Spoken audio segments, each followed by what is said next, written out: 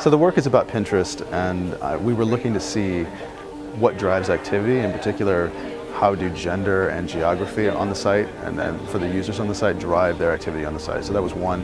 The second thing was to contrast Pinterest with some other site we knew about already. So we did a statistical content analysis of the words people use on Pinterest and the words people use on Twitter. And people like to consume stuff on Pinterest.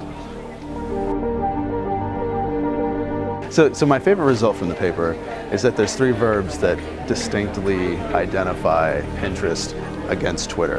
And these are verbs that people use on the site, and they are use, want, and need. And I think it's just such a perfect encapsulation of this kind of consumer-oriented site. So this paper was kind of an exploratory overview of Pinterest, so we're just trying to get a toehold on the site. So it's a brand new site, it's kind of exploded into prominence. We have a lot of research on Facebook, we have a lot of research on Twitter, and we're just trying to kind of broadly characterize the site for future work. One of the other results from that paper is that women on the site get more repins, which means their content is broadcast farther, but they have fewer followers, which means fewer people are listening to them, which we found kind of perplexing, and we don't really understand why. And actually, a whole bunch of people came up to me after the talk and started theorizing why it is. So there's research saying that women don't like to follow women on social network sites, which is interesting.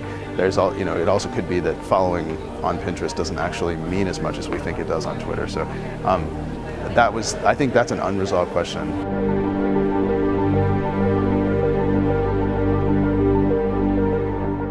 So, well, the name of the study that we did was called a longitudinal study of follow predictors on Twitter.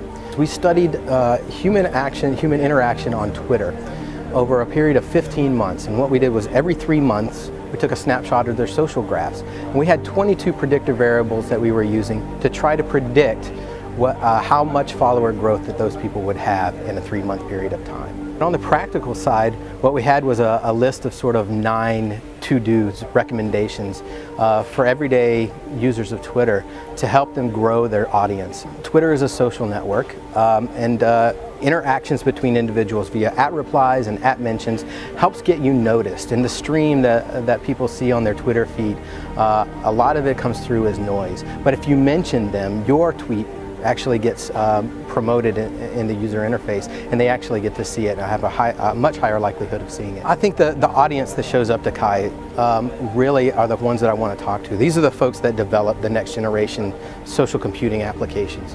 So the work that I was putting out is actually things that they can leverage in designing those technologies. Looking at it from the theory that drives social and technology interaction, we take the theory and we come out with some applied actual recommendations that people can use. I think that's a pretty big deal.